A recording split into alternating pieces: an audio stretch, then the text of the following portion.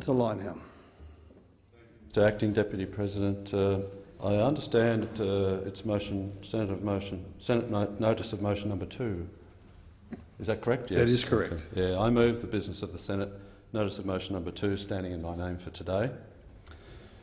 This motion would prevent the Environment Minister, Greg Hunt, from moving African lions from Appendix 2 to Appendix 1 of the Convention on International Trade in Endangered Species, known as the CITES Treaty.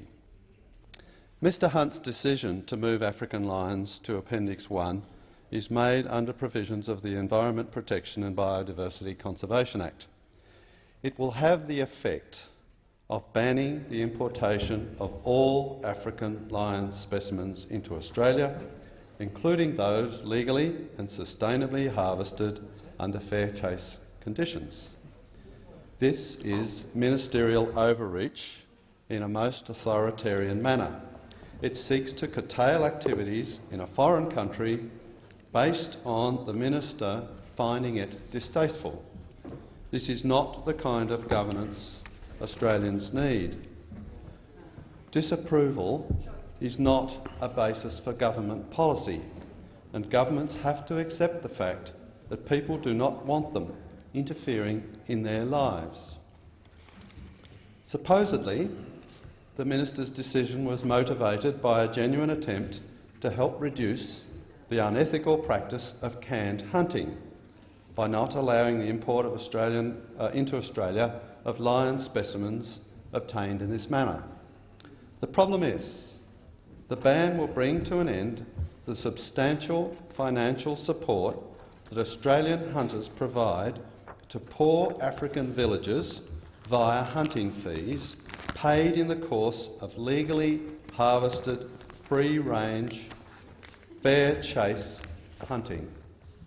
The regulation that this motion seeks to disallow does not distinguish between lion trophies gained through such hunting and trophies gained through canned hunting. But this is not the full explanation.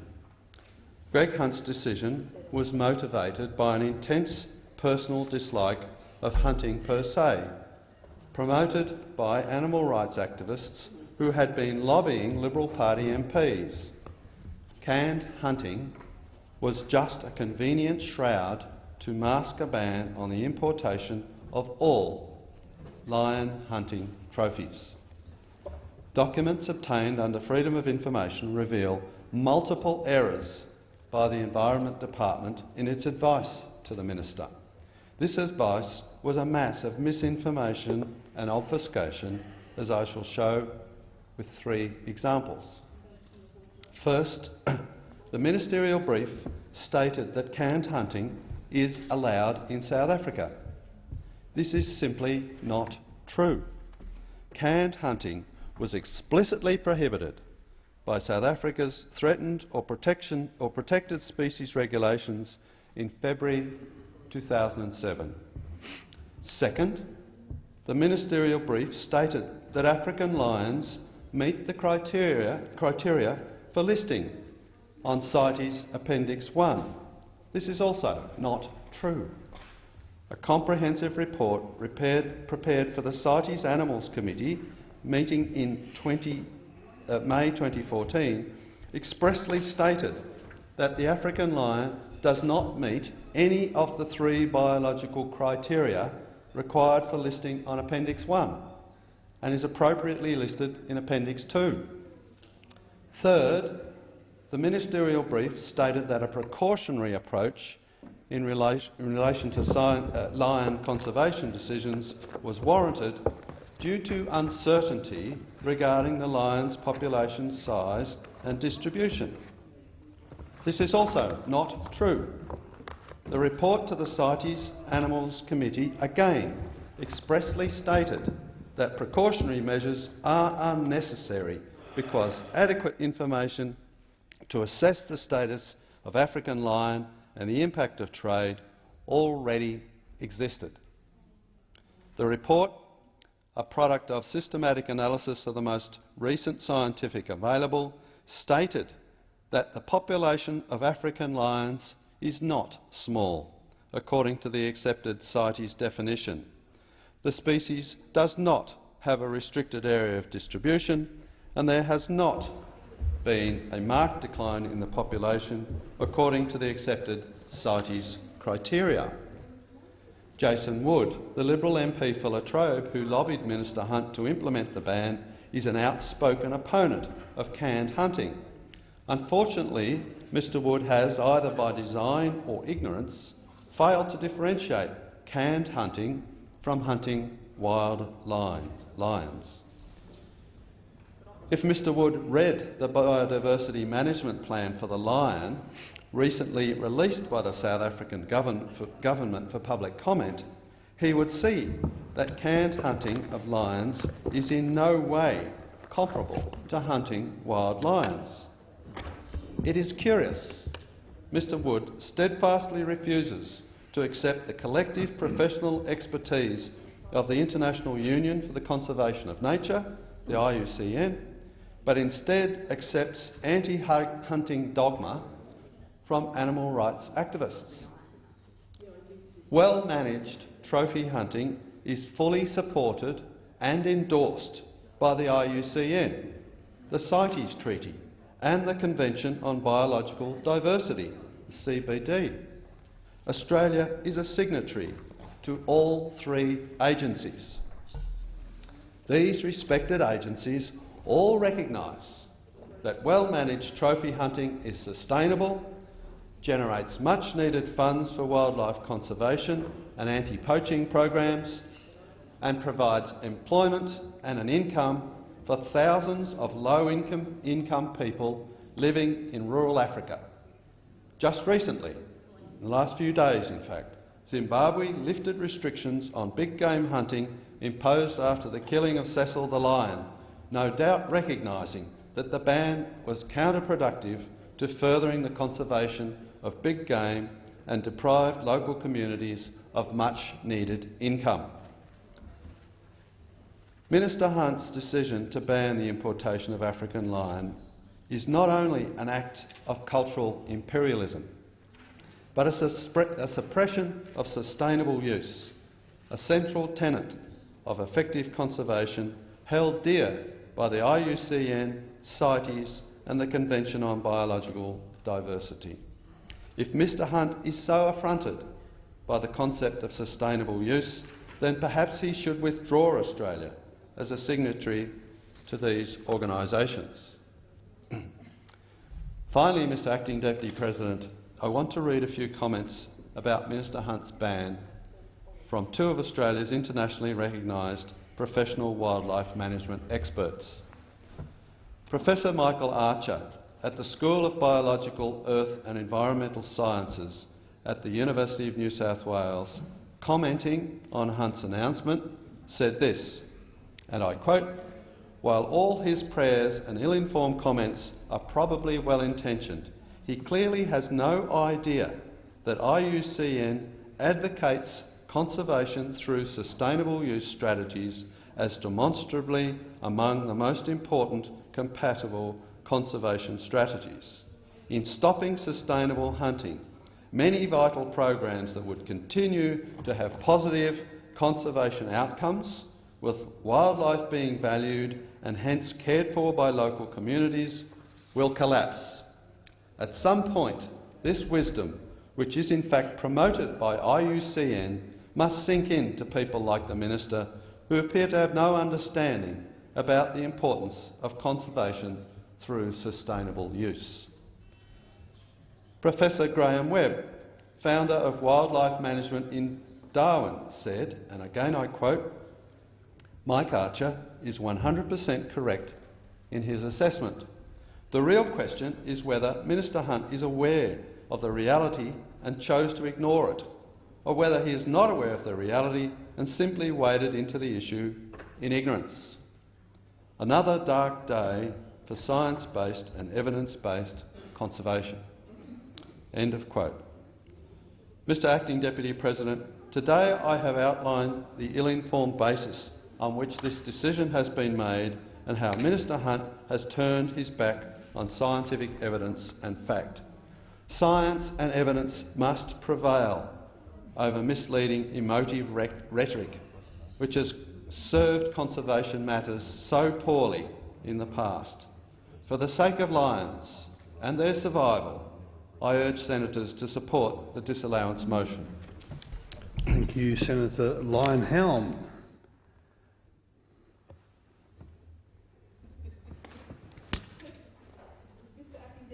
Senator Ingram. Thank you. Sorry for the confusion, 2 jumped. And I can count that far, but I wasn't quite sure if I had called the right one. Senator Ingram. Thank you. Mr Acting Deputy President, I rise in favour of protecting the African lion and other animals by supporting the ban on importing and exporting trophies. I congratulate the Honourable Greg Hunt, Minister for the Environment, for his stance on this important issue. And one of the measurements of a society is how we treat animals, regardless of how powerful or agile they may be. They have little protection against a rifle or other human weapons, and even less protection when placed in a fenced-off area. We want to be seen as a modern 21st century developed nation who has a raft of animal welfare laws. But now some of us want to ignore what happens in other countries and to encourage cruelty and the unnecessary killing in the name of sport. But I ask Mr Acting Deputy President, where is the sport in canned hunting? One can hardly call himself or herself a hunter if the animal is lured, baited or caged. We are all horrified at the greyhound racing live baiting scandal, and we were all shocked by the appalling treatment of animals in Australia, and yet some not only want to turn a blind eye to what happens outside Australia, they now want to be allowed to bring their gruesome trophies back into the country. For those who state conservation and the need to cull, while at times are legitimate, needs to be undertaken by properly managed programs in the hands of professionals who have no need to boast about hunting canned animals. And for those who state that income goes to aid in the development of developing nations, feel free to donate to charities, feel free to go and volunteer and bring back pictures of wild animals and not trophies of misery. I am sure $50,000 will go a long way in a school or a village. Build much-needed infrastructure rather than exchange of money for endangered species life. Development does not come from a quick buck. It comes from hard work that a community can take pride in and own. Hunting, canned or otherwise, does not create a local resilient industry, does not give villages future direction, does not encourage localised economic development, and certainly does not create civic pride. Economic participation is zero. It creates another form of welfare, where a cash grant is given to a community for them to essentially do little, other than provide some accommodation and a guide. That is not development. It is not nation building. It is not capability development. It is welfare based on cruelty to animals. Money not well earned is potentially money not well spent. What is there to stop basic human greed when animal after animal is sold by communities making a quick, easy buck? The only need to overstate the amount of animals available to have permission to sell wild animals for hunting, while all the time not having to look to the future and develop inclusive industries for their communities. With so many people finding out this abhorrent, it will not encourage a broad-based tourism industry with greater employment potential. Canned hunting, where a lion is bred in captivity, becomes reliant on humans for food and even grows to trust humans. It is contained in a fenced-off area and is placed in a position where death is a certainty. This is not sport. It's not a skill. It is unfair, it is unethical, a vile killing and nothing else. What comes after canned hunting, Mr Acting Deputy President? Wild hunting, and when you can't find game fairly, you unfairly find game? To say that it's a well-regulated industry is a fallacy. With no disrespect to those developing nations, we have seen that the rule of law struggles in many of these countries. And naturally, they will prioritise their struggling law enforcement resources to human populations, leaving their wildlife as a low priority. We, as a developed nation, have a duty to support the law of enforcement to proactively, actively assist prosecute illegal activities. While we have recently seen evidence that hunting is not a well-regulated activity, when a male lion known as Cecil was lured away from his sanctuary, shot with an arrow, wounded and in pain for 40 hours, tried vainly to survive, while a trophy hunter returned to his camp, had a meal, had a good night's sleep, only to return the next day to finish off his prey. How is this any different to any injured possum being thrown to the ground and laughed at? being used to blood a greyhound. Why is that not okay here in Australia, but perfectly fine when we step foot overseas? Let's be realistic. It does not take much to arrange documents claiming to be from a legal entity in a developing nation that states that the wanton killing was legal. It may even be from a legal entity, but inappropriately paid for. A line must be drawn in the savannah. This ban shows the world that we do not support this cruel and unethical practice. I stand in full support of maintaining the ban on bringing hunting trophies into Australia. Thank you, Senator Lindgren. Senator Singh. Thank you, Mr Acting Deputy President. Labor does not support this disallowance motion. Every year, foreign hunters export the carcasses of 665 wild lions from Africa, an average of nearly 2 lions every day. In Zimbabwe, the country where Cecil the lion was killed just last month, hunters exported 49 lion trophies in 2013 alone. Since Cecil's death in early July, it's likely that at least a dozen other lions have been shot by trophy hunters. Banning the import and export of lion specimens, implemented following robust public consultation, is an important step towards greater protection of the African lion and is welcomed by Labor. A century ago, there were some 200,000 African lions prowling the savannah. Now, according to the last complete assessment in 2012, there are as few as 32,000 left. So that's 200,000 down to 32,000, living on less than 20% of the land that they used to roam on. They're considered vulnerable by the IUCN Red List, and last October the US Fish and Wildlife Services proposed to list the species as threatened under the Endangered Species Act. Labor believes it is effectively impossible to justify the continued hunting of a species that has declined by more than 80% in the past 50 years by invoking benefits to local communities and by mentioning that areas leased to hunters increase the scope of habitat available to wildlife beyond that available in protected areas. So therefore, Labor cannot support this disallowance of the ban of importing lion specimens or lion hunting trophies, because research has also shown us time and time again that trophy hunting of African lions is a threat to the survival of lions in the wild. On top of that, it simply does not flow that there are any social or economic benefits of trophy hunting to local communities.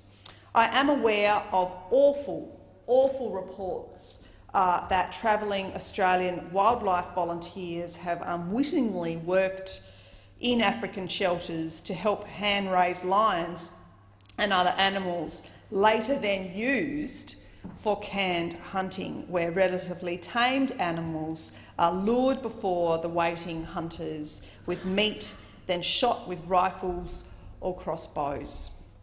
Personally, I find the act of hunting for pleasure or trophies unconscionable, and I find it sad that many trophy hunters resort to the default argument that killing animals is good for conservation. Countries that are active in the trophy hunting trade have seen the biggest decreases in lion populations, putting genuine conservation efforts at risk. Recent studies have shown that areas in which trophy hunting has been permitted by government authorities, lion populations have severely declined in the absence of other threats. Research has also found that the social and economic benefits of trophy hunting do not flow to local communities. Research published by the Pro-Hunting International Council for Game and Wildlife Conservation and the UN Food and Agriculture Organisation found that the hunting companies contribute only 3% of their revenue to communities living in hunting areas. And according to a 2013 report by the International Fund for Animal Welfare, trophy hunting accounts for 0.27% or less of the GDP of each African country in which it's conducted. Labor supports the appropriate use of powers under the Environment Protection and Biodiversity Conservation Act to further the protection of threatened and endangered species around the world, and therefore does not support this disallowance motion. Senator Williams.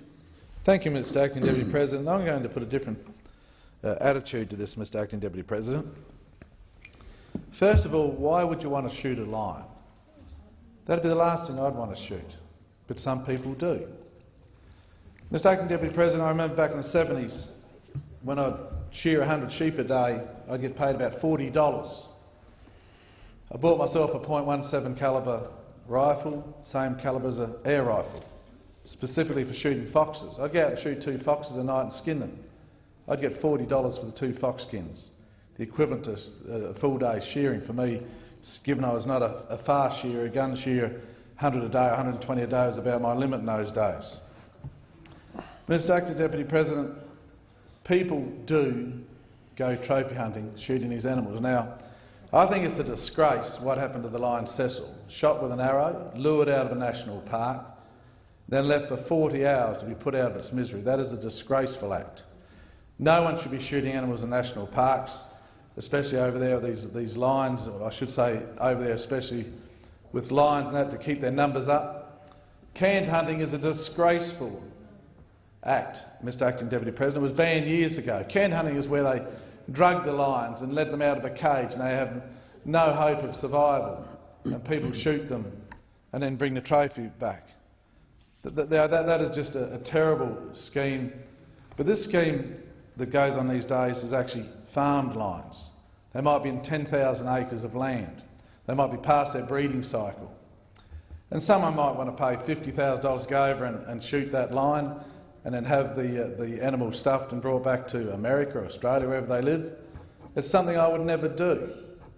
But the reason I think this regulation is over the top is it takes so much money out of those poor communities that actually rely on this sort of activity to put bread and butter or food, whatever they eat in those countries, I've never been to Africa, on their plates to look after very poor people, give them a job.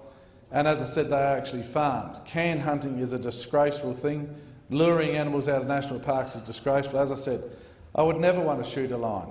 I've shot many wild pigs and many foxes in my days, and will continue to do so. But it's the same situation, Mr Acting Deputy President. Imagine if you're out west of Queensland or western New South Wales and you had a station out there, and you had wild dogs crossed with dingoes and they're killing your sheep. If some American doctor came out and said, I'll pay you $50,000 to go and shoot that dingo on your property, I want the dingo gone, it's killing my sheep, I don't like them, they're nothing but animal killers, the dingoes, the way they prey on especially lambs and now calves, the terrible problem they have in Queensland when the wild dogs are actually killing the calves that are being born. Huge cost to agriculture, export, our food supply. But if they want to pay $50,000 and take the trophy home, then so be it. The reason I don't agree with this regulation for 2 reasons is: 1, it is taking money out of communities where they actually farm the lions, where they protect their numbers, where they actually run a business. Just like if I ran a business on my farm, Mr Acting Deputy President, if my wife and I, which we'd never do, allowed the wild pigs to breed up in numbers and charge people to come and shoot the wild pigs in our farm. I think wild pigs are tremendous damage to our country, nosing of the country, the soil erosion, the death of animals, the destruction of fences. They are a huge cost to our agriculture in Australia.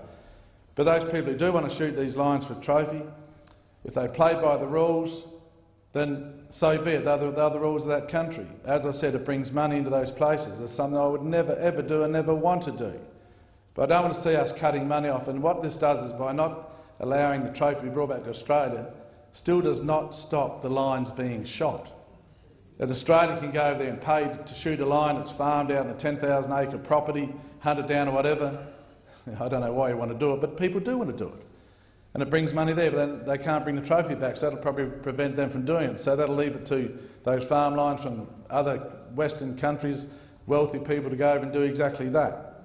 The other problem I have is that Ray Hammond at Gower has informed me when the guillotine came down on the date the minister announced this, They couldn't bring the trophies already had, the lions already been shot. They wanted to bring the trophies back to Australia. That takes months to get an export permit out of a place like South Africa. By the time the lion is stuffed and prepared, then it might be 42 days to actually get the permit to bring it into Australia. Those trophies now not being brought here. The minister should have given extended time to allow those trophies to be brought here. They paid their money. But as I said, I would never want to shoot a lion or any such animal like that. But I do disagree in respect that it cuts money off to those people who farm these lions for a business. They rely on that money for income. They are very, very poor communities as a whole, Zimbabwe especially. We know how their economy's gone after their government for the last 10 years and the disgraceful things they've done. And that's why I have some reservations about this regulation. I won't be crossing the floor, I won't be supporting the disallowance. I just want to put on the record that people have the right to go to these farmed areas, not canned, not national parks, but where they actually farm these animals for an income. I see nothing wrong with that. Thank you. Thank you, Senator Williams. Senator Rhiannon. Thank you, Mr Acting Deputy President.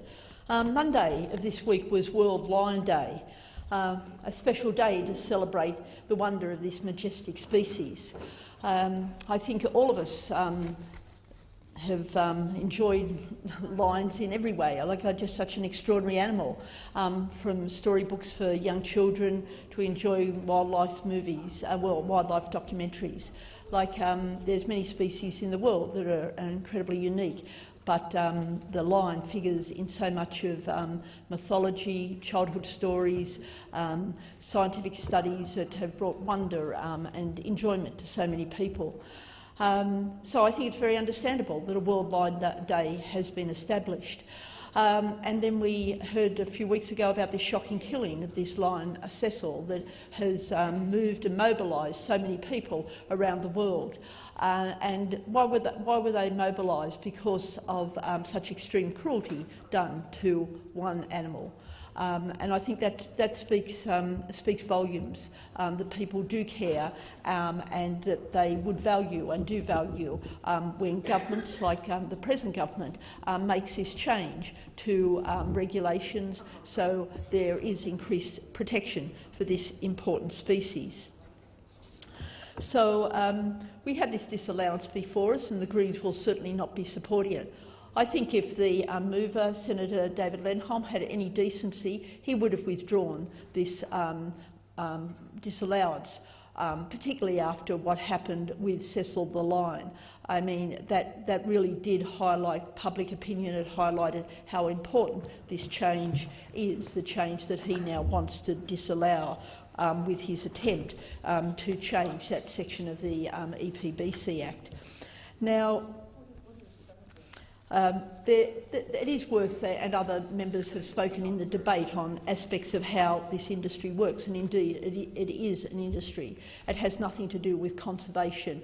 People who are promoting this canned hunting and how the spin-offs that are associated with it uses issues to do with conservation as cover, but that's certainly not the intent here, and it actually works in completely the opposite direction. So first off, a few comments on canned hunting. I think people have heard that canned hunting is described as shooting fish in a tub or in a barrel. Because that's just to try and get it across to people. It is not hunting. It is something that has been manufactured. So, and it's largely what we're talking about here is rich white men going to these countries, shooting elephants, rhinoceroses, I understand, lions, probably other extraordinary species that one finds in Africa, shooting them so they know that they will get a result, they will be able to kill the animal. Then they stuff the parts of the animal, the paws of the lion, I understand, its head. In the case of elephants, even their feet, part of their feet is stuffed so they might become tables that you've got. I just find the whole thing extraordinary that people could see that that's something that they would want to do. And I certainly can't call it a sport. I can barely call it even hunting. And that's why people have come up with this description of canned hunting. And again, to emphasise, there is no conservation benefits in this. It is actually a negative in terms of conservation and no benefits to local communities. And I noticed the earlier speaker, Senator John Williams, made out about the benefits that go to local communities. He had no basis, no evidence to back that up. So I think it's important that how the impact that it does have on local communities is set out. First off, research published by the Pro-Hunting International Council for Game and Wildlife Conservation and also the United Nations Food and Agriculture Organisation, and this has been supported by other researchers in the area, has found that hunting companies contribute only 3% of their revenue to communities living in hunting areas. And in many cases, remember that's obviously an average, in many cases there might be some higher, but there's a lot much lower. The vast majority of their expenditure does not accrue to local people and businesses. What we find is that the firms involved, government agencies that might be trying to drive this, and some individuals who are looking to make a profit out of it, have few links to local communities near lion habitats. This is quick money, often big money, for those pushing behind the companies, and the locals are left even in a worse situation, often with the lion's habitat destroyed. So, as we know, it's often also called as well as canned hunting, trophy hunting. Now, trophy hunting advocates present the industry as very large. They cite figures as high as $200 million in annual revenue. But in the context of national economies, we're talking about Africa here, the industry is tiny, contributing at best a fraction of a % of the GDP. Now, nature-based tourism does play a significant role in national development, and this is where countries like Australia can be assisting countries in Africa to develop that side of their tourism. And that is the way this should be going. This is a debate we shouldn't be having in the 21st century. This is a big white hunter going off to Africa and killing these majestic species. Should have ended long ago. The nature-based tourism, as I said, does play a significant role. And across the countries that have been investigated, while trophy hunting revenue was only 1.8% of tourism revenue, the nature tourism is increasing, is bringing increasing amounts of financial benefits to local communities. Now, conservationists and many MPs in countries, particularly across Europe, are pushing for the European Union to ban the import of lion parts, the heads, the paws, the skins, as trophies from African countries. Sadly, it's not just lions, I said before, that have got this problem. The situation for elephants remains very serious. European Union has banned trophy hunting imports of elephants from Tanzania and Mozambique, and I understand that that there also is bans in Botswana. Unfortunately, the European Union has not placed a full ban on trophy hunting, and that is a campaign that continues. I do congratulate Botswana government, a country that is very poor, that it has brought in a self-imposed ban on trophy hunting, which further confirmed that after the death of the lion Cecil. So this is a huge campaign, and again, I do congratulate the government for taking this action. We needed this change to the law, and why did we need it? We needed it not just because of issues of cruelty, but for issues literally about the future of this species. There are 32,000 lions left in Africa. North Africa no longer has lions. They're already extinct in that part of that huge continent. The numbers in West Africa are in the hundreds, possibly 500. In Central Africa and East Africa, and Southern Africa, they are obviously higher. But 32,000 overall is not a huge number of species, and a huge number of individuals for this species. And you heard earlier from an earlier speaker in this debate that this species has gone from being classified as vulnerable to classified as threatened. And the lion population is in serious decline. This is an issue that should concern us all of us. And I think that if anybody stops to think about it, you would have to think this is shocking. You know, while the lion is not our native species, so many of us, we've grown up with lions in our children's books, just reading about lions, just appreciating this is a creature at the head of the food chain in Africa that, you know, certainly I think does engender some fear at times, understandably. You know, they're tough species, looking after their young. But you know, the wonder of life that's encapsulated in the lion is the lion species is something that we shouldn't threaten in any way, and certainly trophy hunting does that. Now, a few more details just about this industry, because when I read about and then saw the tragedy about Cecil the lion, I checked out some of the issues that were going down with this industry, and it really is deeply shocking, where lions are being bred purely for people to come along and kill them.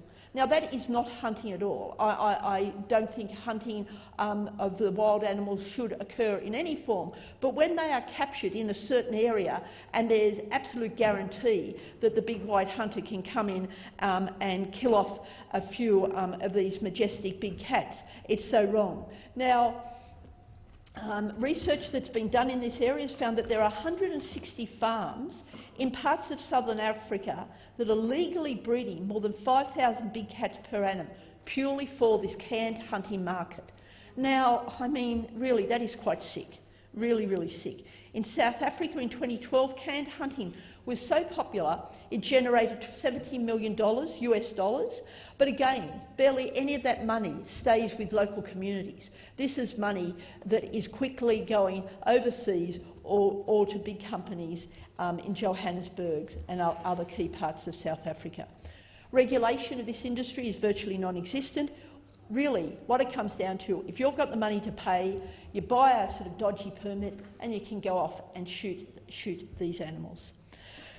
So what happens? You shoot the animal, you take the skin, you take the head, you've got your trophy, you go home, I guess you put it on your wall, you invite your friends over. I mean, really. But there is also other aspects. It's not just trophy. There is also a trade in the bones of these animals. The lion bone trade is part of a lucrative medicine market in China and parts of Southeast Asia. And the concern here is that the canned hunting market of lions is actually providing cover for an illegal trade in wild lion bones and tiger bones also. So again, very worrying aspect of how this industry is playing out. Then there's even another aspect. Many of you would have heard about the puppy farms in Australia. Well, we now have cub farms as a spin-off of this industry. And this is to supply lion cubs. You know, how cute are little lion cubs? You do want to cuddle them. They're absolutely gorgeous. So I can understand that people want to go along and pat a little lion cub. But what we have as part of this industry is that people are breeding up the cubs, so people come along, pay good money, they can bring their children along, and they pat a lion cub, pat many lion cubs. It's a tourism attraction. They actually have these petting parks. Now, it's presented again that this is something wonderful for conservation because these poor little lion cubs have been orphaned and now we need to ensure we conserve the species. So come along, you know, you can pet a little lion cub, we're looking after it, implication it'll go back out to the wild. Now, virtually none of those lion cubs go back out to the wild, and by far the majority of them have been bred specifically to go to these petting farms. Something, again, that is very abusive, done in the name of conservation, but at factory farming at its worst. Also, what happens to the mothers, the lionesses? They are, like with the puppy farms here, very unnatural in terms of the way those lionesses are treated.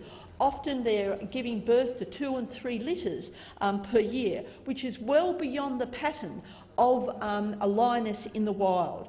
Again, you know, deeply wrong. And then what happens is that the breeders remove the cubs from the mother lionesses at a very early age, so disrupting the whole natural way that these prides of these most beautiful animals live. And in cases I've read that the cubs can be taken off the mother within an hour. Now, that is actually another form of cruelty. It was cruelty in the way Cecil was shot, cruelty in the way the whole notion of canned farming, canned shooting and hunting is undertaken, and cruel in the way this spin-off, another part of the industry, is undertaken with the way these lionesses are treated. So I did notice when the mover of this disallowance, Senator David Leyonhjelm, spoke. He spoke and used the terms that the people who are against canned hunting, that they have this intense personal dislike, was the words he used about hunting. That's actually quite an abusive term, which is again trying to misrepresent these people. Yes, we do strongly oppose canned hunting, but think about why that's done. That's not some intense personal thing. It's actually very objective.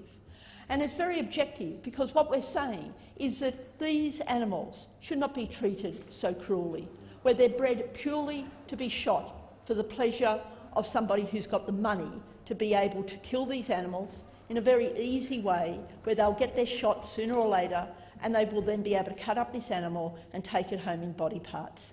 That's what people are objecting to. It's very objective in terms of how they've made their decision. Yes, they might feel very concerned and upset by it, but it is certainly a judgment that they have made on a very reasoned basis. And it's also a judgment that's been made for biodiversity reasons. We know the loss of species around the world, a loss of our glorious biodiversity. And all of us should take a stand on that. And that's another reason people are speaking out against the cruelty to lions and other wildlife in Africa, and why all of us should support this, should vote against this disallowance. Thank you, Mr Acting Deputy President. Senator Ruston. Thank you, Mr Acting Deputy President. I'd just like to make a short contribution to this disallowance motion. As Senator Leyonhjelm, when she made her contribution, so clearly articulated, I think society is judged by the way we treat our animals, and to shoot or maim an animal for entertainment is a pretty sad indictment on mankind. And to suggest this is okay because the animals are actually bred for this specific purpose, I think to some degree actually makes it worse. To have an artificial environment created where you put animals in a confined space, you make them behave in a way that's unnatural to how they would behave in the wild, and then to turn around and shoot them for sport, I think is one of the most heinous things I can possibly think of. And society accepts that the humane use of animals for food and for clothing is an acceptable thing to do. And I think we all accept the fact that we have to eat and we have to be clothed, and that using animals for a purpose and a specific purpose, as long as they are reared and killed in a humane way, is something that society accepts. Society does not accept canned hunting, and I can't see that there'll ever be a time when society does. I think what we've heard today from the contributions of others that have risen and spoken on this particular disallowance motion and against the position that's put forward by Senator Leyonhjelm to say that this practice should be allowed to continue and that we should continue to import the byproduct of this activity, I think have been very good. It is an apparent activity. And even thinking of things like duck hunting, which have received quite a lot of adverse publicity in this country, is better than this. At least the animal gets to live in the wild and gets a sporting chance, and at least the hunter's intent is to take that animal home or that bird home to eat it. This is not the case with the canned hunting. But it's not just about lions, Mr Acting Deputy President. It's about any animal that is slaughtered, killed, maimed, teased or tormented for the purpose of sport. This is the thing that we should be condemning. Any country in the world, any person on this earth who thinks it's okay to kill, maim, hurt or scare an animal for the simple pleasure of a sport without any intention whatsoever for needing that animal to use it for food, I think is an absolute disgrace. So I condemn the farming of wild animals for the purpose of killing them for sport, and I commend the Minister for the action that he's taken in moving this particular regulation, and I support the Minister's action, and I support every other speaker today who stood up in support of banning the importation of this particular byproduct into Australia. Thank you, Senator Ruston. Minister. Thanks, Mr Acting Deputy President. Mr Acting Deputy President, I rise to address some of the issues in relation to this disallowance motion on behalf of the government.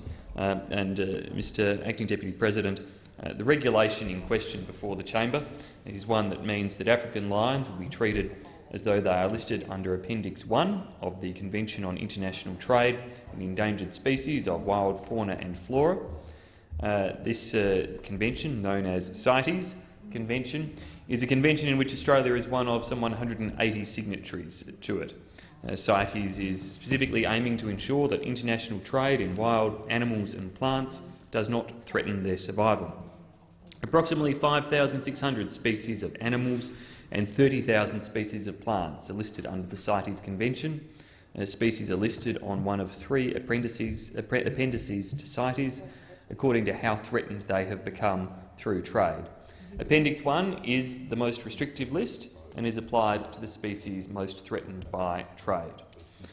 Australia's national environment law, the Environment Protection and Biodiversity Conservation Act 1999, gives effect to the requirements of the CITES Convention. In accordance with CITES and the EPBC Act, Australia may introduce stricter domestic measures that restrict trade in certain CITES-listed species. The mechanism for giving effect to a decision to put in place a stricter domestic measure for a CITES-listed species is a declaration in a legislative instrument. Such legislative instrument is, of course, disallowable, and that is what we're debating today. The instrument that was created by Minister Hunt in relation to the importation of African lion parts that Senator Leyonhjelm has moved a disallowance motion on. Mr Acting Deputy President,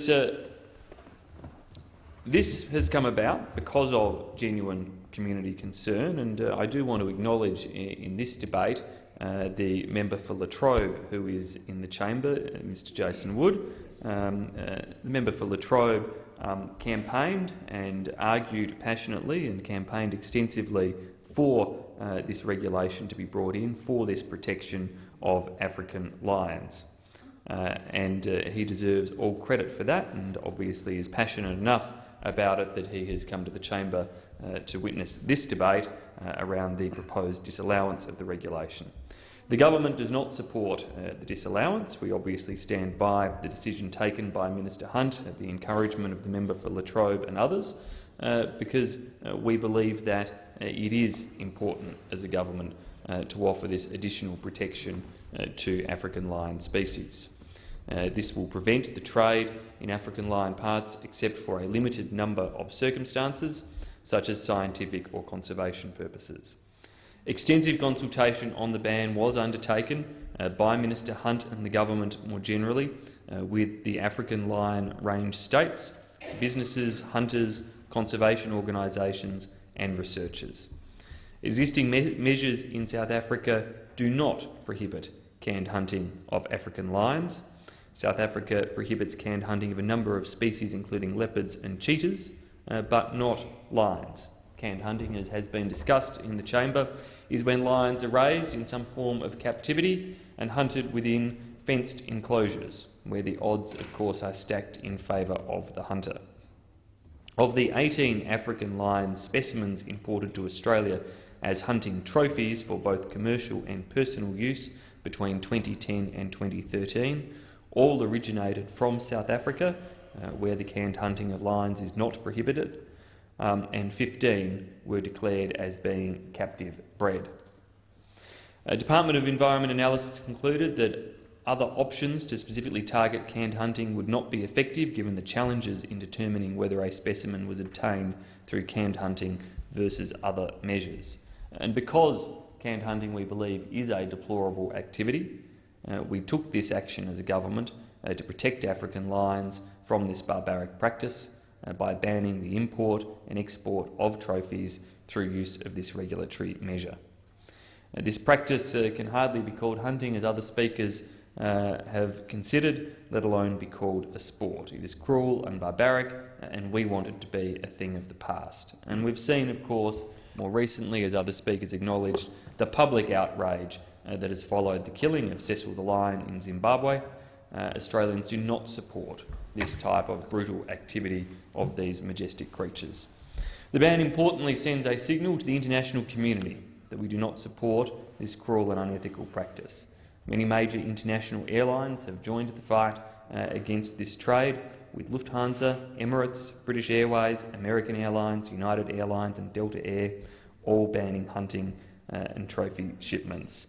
It has attracted international attention, with members of the EU Parliament calling upon their jurisdiction to take a lead from Australia, and has of course brought attention to the issue of canned hunting within South Africa as well. So, Mr Acting Deputy President, I welcome the contribution of many speakers from different sides in this debate where they have indicated their support for the government's strong actions to protect African lions.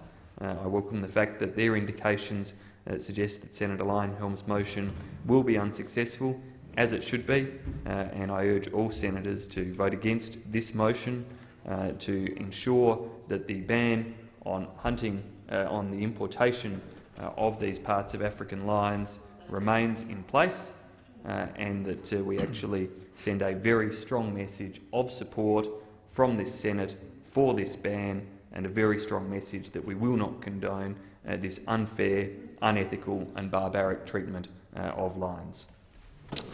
Thank you, Minister. If there are no further speakers, the question is that the motion put by Senator Leyonhjelm be agreed to. Those of that opinion say aye. Against? No. The noes have it. The clerk.